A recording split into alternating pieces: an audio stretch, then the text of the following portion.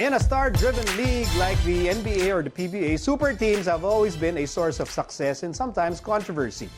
The 2003-2004 LA Lakers are an example of a super team that failed to win a championship, while the big three of LeBron, Dwayne Wade, and Chris Bosh won back-to-back titles. Now, this year, the Golden State Warriors are looking to win a three-peat, adding DeMarcus Cousins to an already potent core led by Steph, KD, Clay, and Draymond. So, let's ask our legends, ha?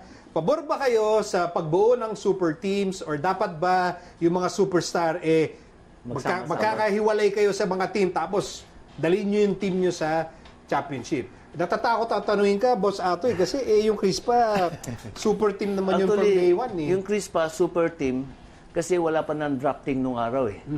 Kasi talagang straight from amateur. From amateur. Kung magandang offer mo sa player, doon ka pupunta. I will talk about myself. Kaya ako napuntang Crispa kasi at that time, sikat na yung Crispa eh. At meron akong mentor na si Coach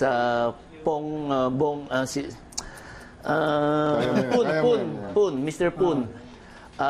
Sabi niya, if you go to play sa big league, go to do sa malakas na team. Doon mas matcha-challenge ka. Actually, maraming lumapit sa akin na iba-ibang team, di na magbabanggit. Pero I decided to go to Crispa because I listened to the advice na doon ka sa super team pumunta. You benefited from joining a super team. Boss Noli, pabor ka ba yung pagbuo, pagsali sa mga super team? Hindi ba super team na yung iba ngayon? May mga marami. Let's say, NBA, Golden State is one, Boston. Ano pang pag-uusapan natin, nangyayari na naman. Nangyayari na. So, wala kang problema na binubuo ang mga super team, mapa-NBA, mapa-PB, okay lang sa'yo. Okay. Because that's part of the game. Talagang kung ikaw naman management, yun gusto mong gawin eh. Pwede ba dudugtungan ko na? Go. Basta tamang proseso, okay lang, walang problema eh. Tama.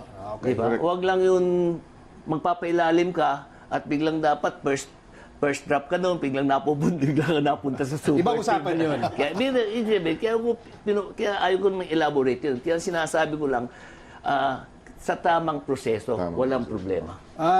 Bobby, pabor ka ba sa pagbuo ng mga super team in basketball? Pabor na. Kasi, nandiyan na eh.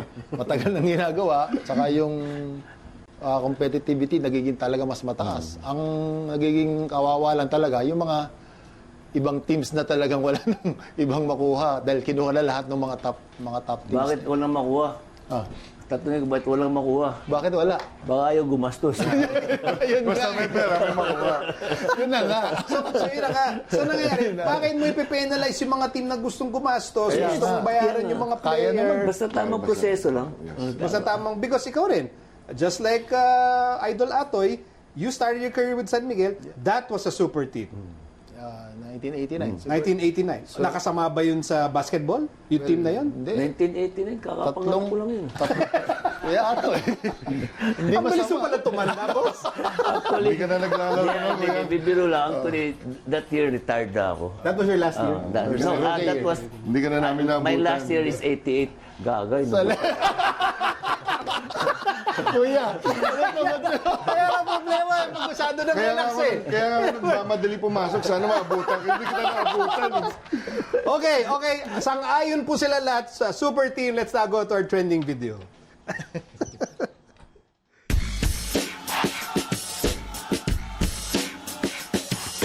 There's Guano on the court.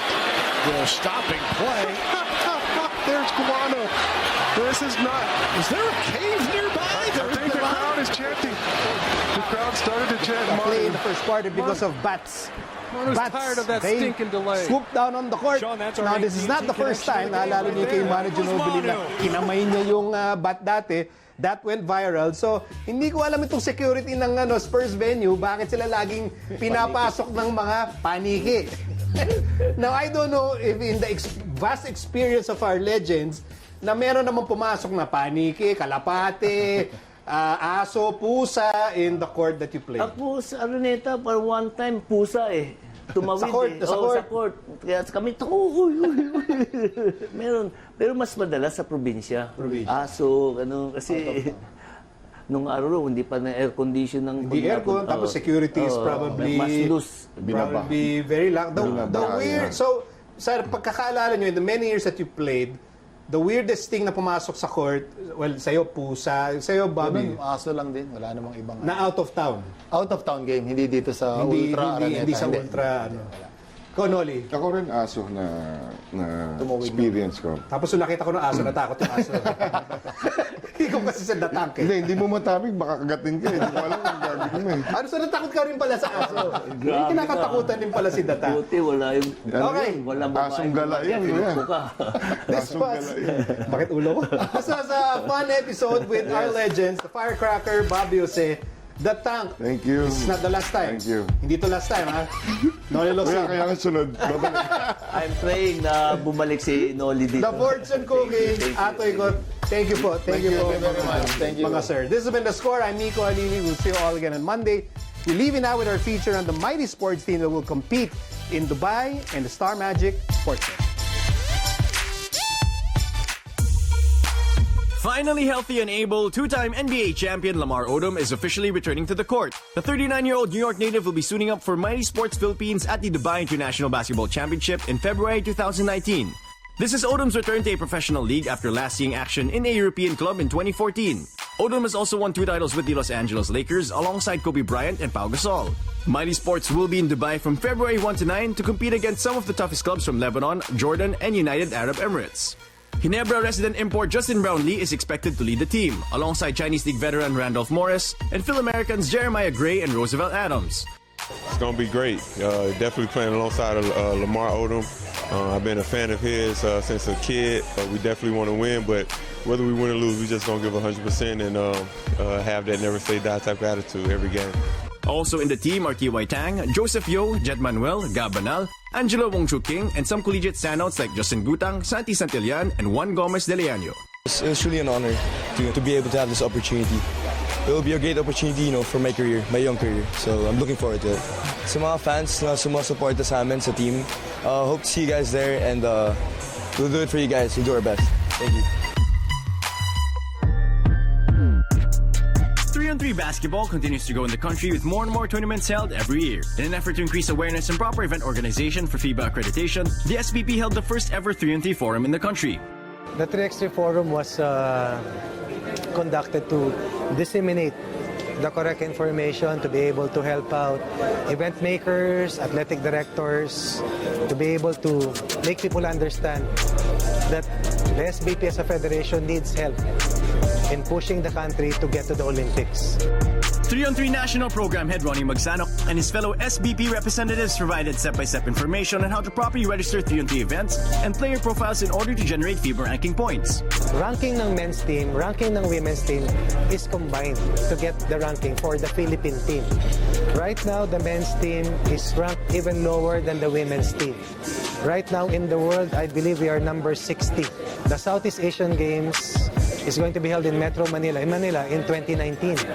So we have to be ready for the national competition in the Southeast Asia.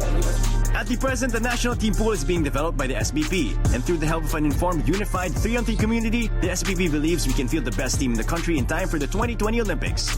Samahan niyo po kami na maitulak ang Pilipinas papunta sa Olympic. Ang 3x3 ay larong Pinoy, tatluhan para sa Pilipino, para sa Pilipinas. Over 250 artists from the Kapamilya Network gathered last weekend for the annual Star Magic Games. Health is wealth, as they always say. So it's also a good time to interact with your fellow stars who are always on the set, and just really not be worried about how you're gonna look, because it's time to get sweaty and just really get competitive. Participants assembled as early as 7 a.m. in camp at Ginaldo, Quezon City to kick off the festivities. 2 years ago, I remember I also joined the Star Magic Sports Fest, and I joined the basketball game also. The game was really exciting and interesting because we played with a lot of good players. After the parade, celebs competed in various sporting events like badminton, volleyball, and basketball. I grew up playing sports, all types of sports. My dad exposed me to it. I was very athletic growing up. It has been a great release, escape, and it's very good for the body and the mind and soul. So sports, that's a good thing. Yung sports naman, sobrang importante talaga sa lifestyle kasi pag nagbabasket ka, it's a game eh. Parang may competition. So, hindi mo na nafe-feel na nag-exercise ka. The Sports Fest also highlighted the importance of being healthy and active to get better in life. Maintaining an active lifestyle is very good for our bodies. So, yeah, I really encourage them being active and getting into sports. It's choosing the kind of exercise or sport that is good for them.